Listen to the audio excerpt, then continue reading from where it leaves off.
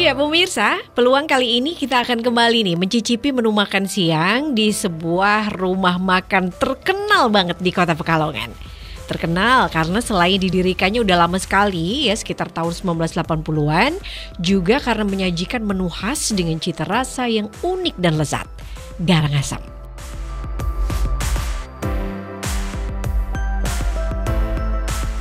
Nah, dengar kata garang asam, udah mulai bisa nebak dong di mana kami sekarang? Iya, bener banget. Di rumah makan Garang Asem Haji Mas Duki. Tapi kita nyamperinnya yang ada di Jalan Jenderal Sudirman nomor 169. Bukan yang ada di alun-alun Kota Pekalongan. Walaupun sama aja sih, kan ownernya juga sama. Kedatangan kami ke rumah makan Haji Mas Duki tentunya selain untuk menikmati aneka makanan khas Pekalongan yang memanjakan lidah dan perut seperti garang asem, lalu ada tomat pete, ada megono, ada ayam opo dan juga soto tauco khas Pekalongan. Kami juga pengen ngobrol-ngobrol dengan Pak Slamet Sudiono, putra tertua almarhum Pak Haji Mas Duki yang sekarang menjadi pemegang estafet bisnis rumah makan legendaris tersebut. Kita pengen denger dong seperti apa sih cerita perjalanan almarhum Pak Haji Mas Duki ketika awal merintis usaha kuliner ini. Bagaimana kemudian usaha yang dibangun dari nol ini mampu berkembang sedemikian besar, bahkan menjelma menjadi salah satu ikon kuliner di Kota Pekalongan. Bersama saya Yaya Ahmad, kita simak cerita lengkapnya hanya di Peluang. Tangkap peluang untuk menghasilkan uang.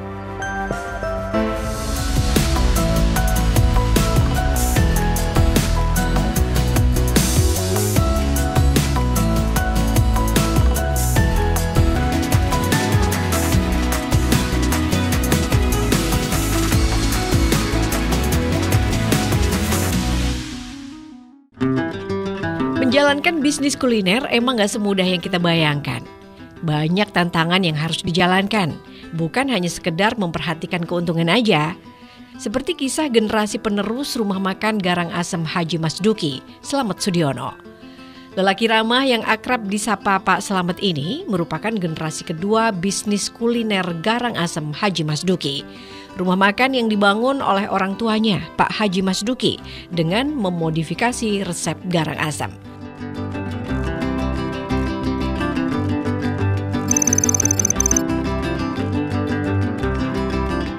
Jadi rumah makan Garang Asem Haji Mas Duki ini awalnya tidak jual daging awalnya.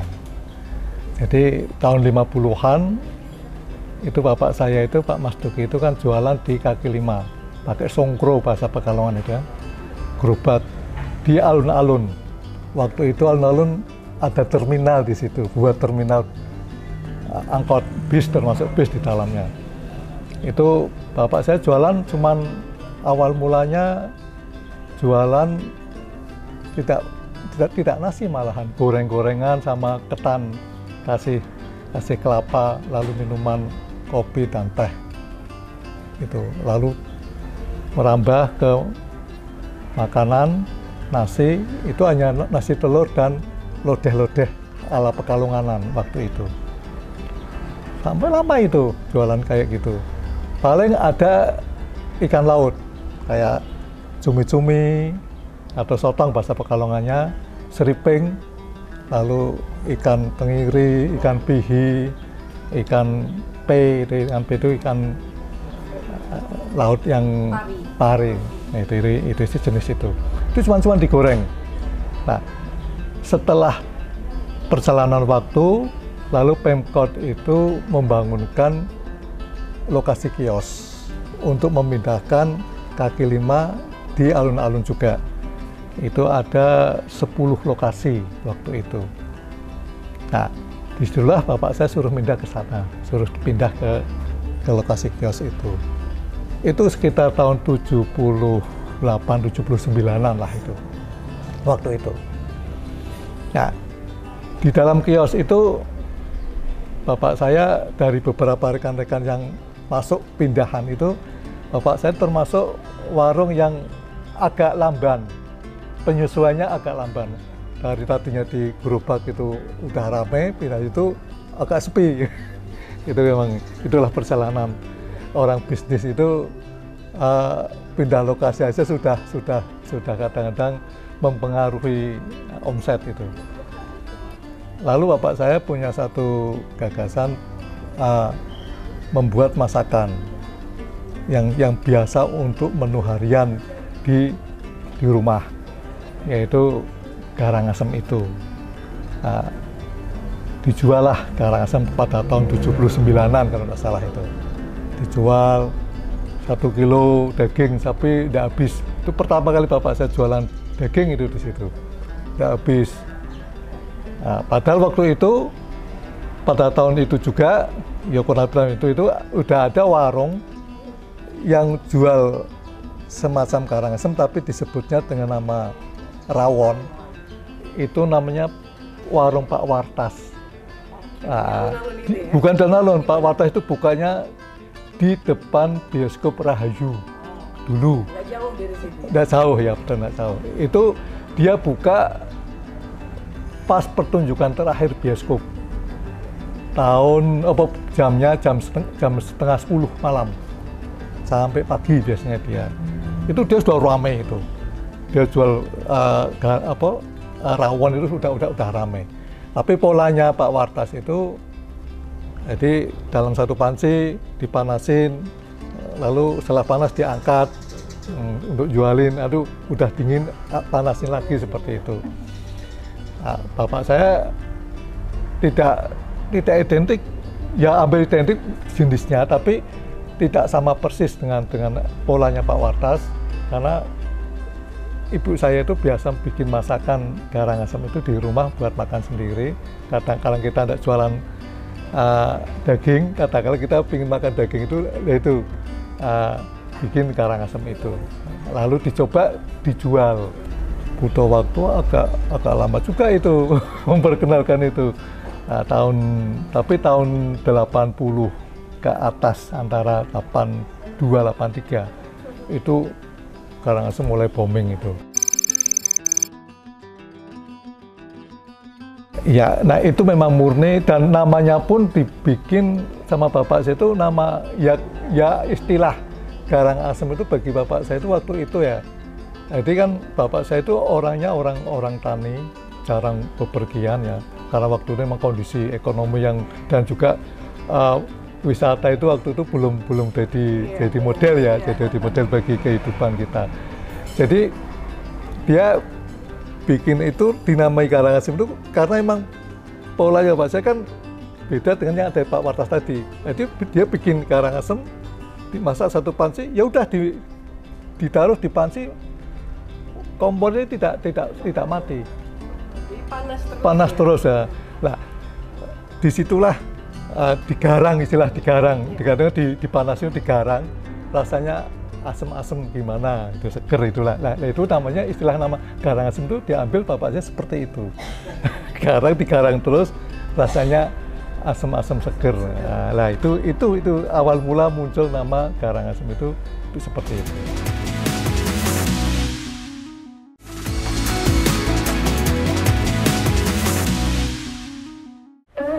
Kalau gorengin jangan sampai kosong, Mbak. Kenapa disebut memodifikasi? Ya karena umumnya daging yang digunakan untuk membuat garang asem itu kan daging ayam dengan kuah yang nggak terlalu banyak. Namun di tangan Pak Haji Masduki, olahan garang asem dimodif sedemikian rupa dengan menggunakan bahan baku utama daging sapi dengan kuah melimpah berwarna kecoklatan.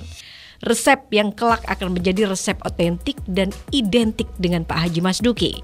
Karena menu tersebutlah yang menjadi terkenal dan digemari para pelanggan, akhirnya rumah makan Haji Masduki mampu menjadi trendsetter kuliner khas Pekalongan.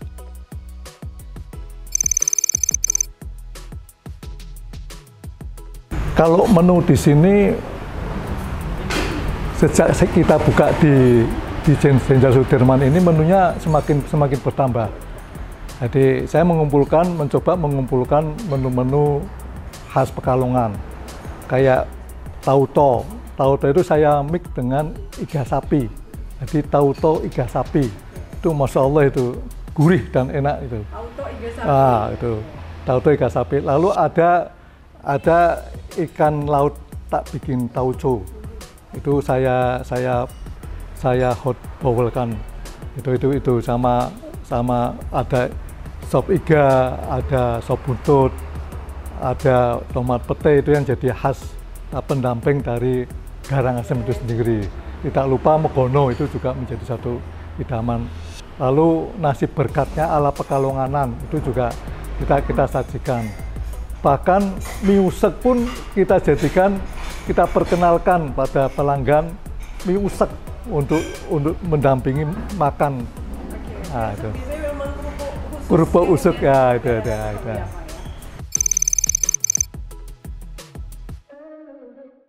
Jadi emang kita mencoba membuat konsep baru ketika kita buka cabang di Jenderal Sudirman ini, karena kita melihat bahwa perkembangan bisnis kuliner itu begitu luar biasanya, ya tidak hanya di Pekalongan tapi di seluruh Indonesia. Orang makan sekarang itu beda dengan orang makan dulu. Orang makan sekarang itu ingin suasana yang lebih nyaman, lebih enak buat cengkrama sama sahabat, teman-teman dan lain sebagainya. Makanya di sini saya bikin konsep yang ya ngikutin perkembangan zaman yang ada. Tapi tetap tradisional, tetap kita usung, karena kuliner kita ini kuliner tradisional, jadi lingkungannya pun kita usung dengan tetap konsep tradisional itu sendiri. Pak Slamet sendiri sudah dilibatkan dalam urusan warung sejak ia duduk di bangku 4 SD.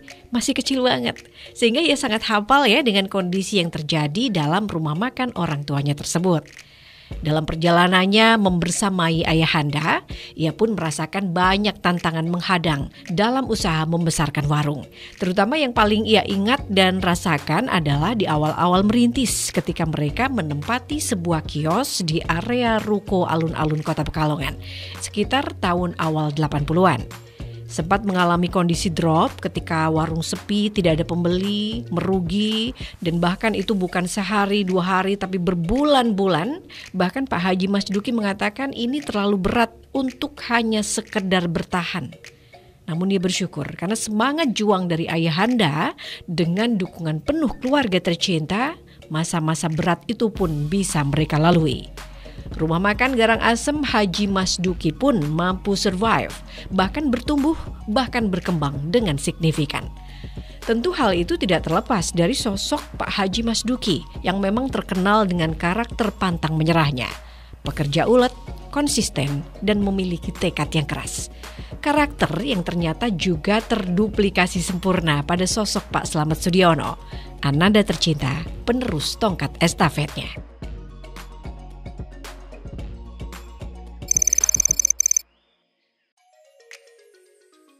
Jadi sebetulnya bapak saya itu secara tidak langsung, secara alami saya dibina itu secara alami. Karena waktu itu kondisi ekonomi. Saya ceritakan tadi awal mula jualan di kaki lima, lalu pindah di kios. Itu ekonomi bapak saya itu agak tersentak. Bahkan saya akhirnya dilibatkan dari kecil. Dari kelas 3 atau kelas 4 SD waktu itu saya sudah dilibatkan, dari mulai membeli kayu bakar sampai ke pasar, ke semua. Bahkan lini jualan bapak saya sudah pernah menjamah. Dari cuci piring, semuanya sampai masak, gorengin itu saya sudah diajarin semua. Nah, itu karena kondisi waktu itu memang belum mampu untuk bayar karyawan. Jadi saya waktu itu anak satu-satunya, saya dilibatkan. Terus gotong royong cari rezeki bareng-bareng waktu itu. Nah, disinilah momen inilah yang menjadi akhirnya membekas pada saya ketika saya selesai sekolah, saya selesai kuliah, saya sudah tidak mau lagi kerja. Saya sudah terimut sini, bahkan waktu di SMA saya sudah punya mimpi untuk bisa bikin cabang yang lebih gede.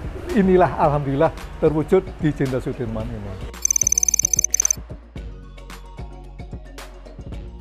Nah, ini yang memang bisnis kuliner itu tidak mudahnya di situ.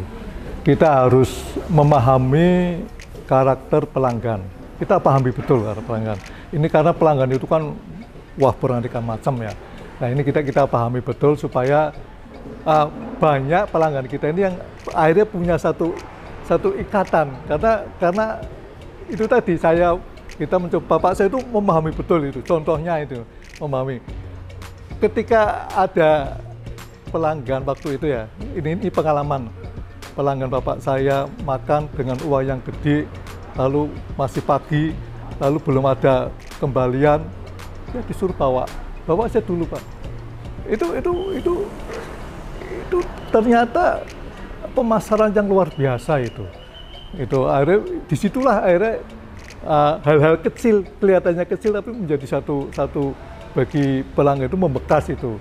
Kepercayaan, diberikan kepercayaan pada pelanggan bahwa ini loh mestinya harus bayar, kan ditukarkan, diijolke kemana-mana itu kan merepotkan, bahkan lama kan. Nah disitulah salah satunya itu. Dan juga memang kita harus bisa momen seperti tadi. Saya ketika kalau perkembangan sekarang kuliner, ya itulah makanya saya harus berinovasi, berusaha bagaimana saya bisa buka cabang yang lebih gede, lebih bisa mengikuti perkembangan bisnis kuliner supaya bisa tidak tenggelam, karena memang banyak kuliner di Pekalongan itu yang akhirnya tenggelam dimakan waktu karena emang itu tadi kurang banyak belajar dengan lingkungan.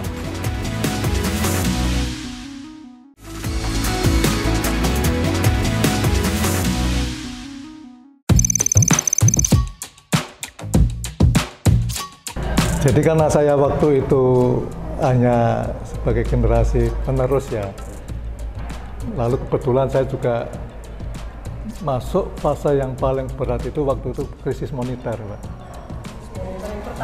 Pertama itu tahun 88 atau 89 itu, 87 itu. 97 itu. 97-an. Itu kita repotnya itu harga yang kita tawarkan pada pembeli dengan waktu kita belanja itu kejar-kejaran. Sampai 1 minggu itu saya mesti merubah harga. Jadi kan di tempat warung Mas Duki itu kan ada daftar harganya. Jadi kita biar lebih enak ya, lebih terbuka, transparan itu. Nah itu saya 1 minggu mesti merubah harga. Karena yaitu tadi antara kita belanja dengan kita jual itu kejar-kejaran banget itu. Dan dalam 1 tahun itu kita tidak dapat keuntungan itu Mbak, hanya bisa bertahan, nuntut urip, nuntut makan itu waktu itu. Itu paling anu itu Pak. Tapi kondisi warung ramai, tapi tidak ada hasil.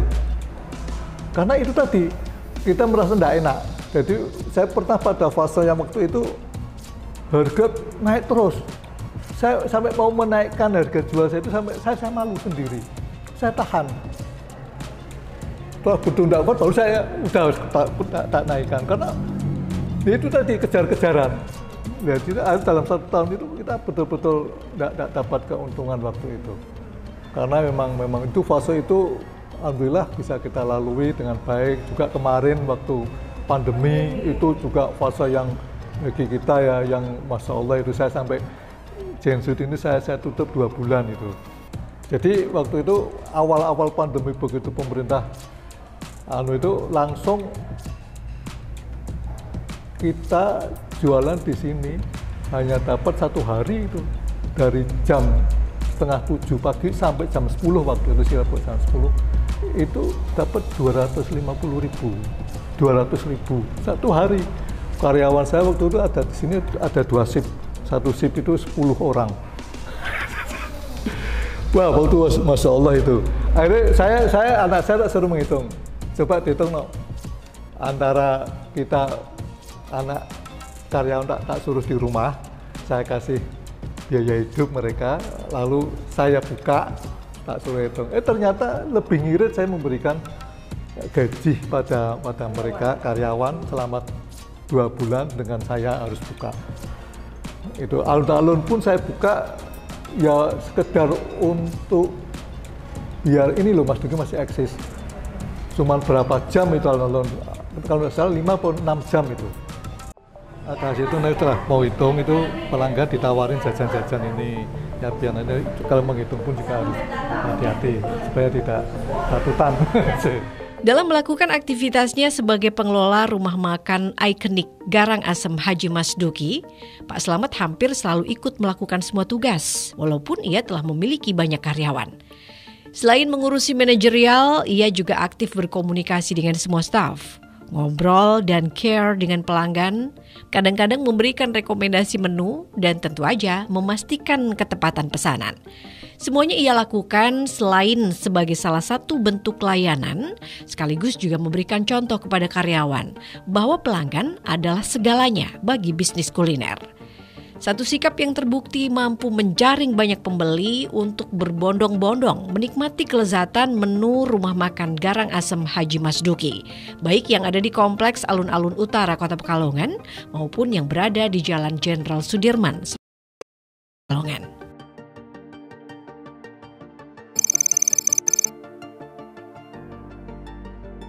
Ya itu bagi saya sangat penting sekali, dan itu pun saya dapatkan bukan dari kita, dari masyarakat Pekalongan itu sendiri. Jadi Garang Asem itu ya Pak Mas Duki, karena memang walau bagaimana banyak. Sekarang kan barang sudah setiap warung sudah ada Garang Asem, tapi tetap aja Garang Asem kita ini menjadi satu rujukan karena memang beda banget dengan kalau saya pernah menjajak kemana-mana itu memang masih ada bedanya banget lah. Nah itu kadang-kadang udah hampir sama tapi dari teksturnya udah beda, rasanya udah hampir sama. Saya pernah mendapatkan itu satu, rasanya hampir sama tapi teksturnya sudah beda. Ya, udah beda. Oh ini udah. Ya itu aja itu. Nah itu makanya keunikan ini bahasa Anu itu agak jernih tapi rasanya tetap berasa gitu lah itu. Kaldunya jernih tapi tetap berasa. Tetap berasa, bumbu-bumbunya itu masih berasa. Kalau target secara anu sih kita tidak mentargetkan tapi tetap keinginan untuk terus mengembangkan itu yes. Itu menjadi satu keharusan ya, karena emang mau tidak mau kita harus bisa buka mata. Bisnis apapun kita harus buka mata dengan lingkungan yang ada. Ya, lingkungan yang ada ini sekarang banyak, artinya kan dunia media sosial begitu luar biasanya, makanya lah makanya ini anak saya yang terakhir ini yang masih mempelajari itu makanya dia mau bergabung ketika sudah dapat bekal banyak. Itu kita harus membuka mata, tidak bisa kita tutup mata di lingkungan bisnis kita karena emang mau tidak mau itu sangat pengaruhnya luar biasa.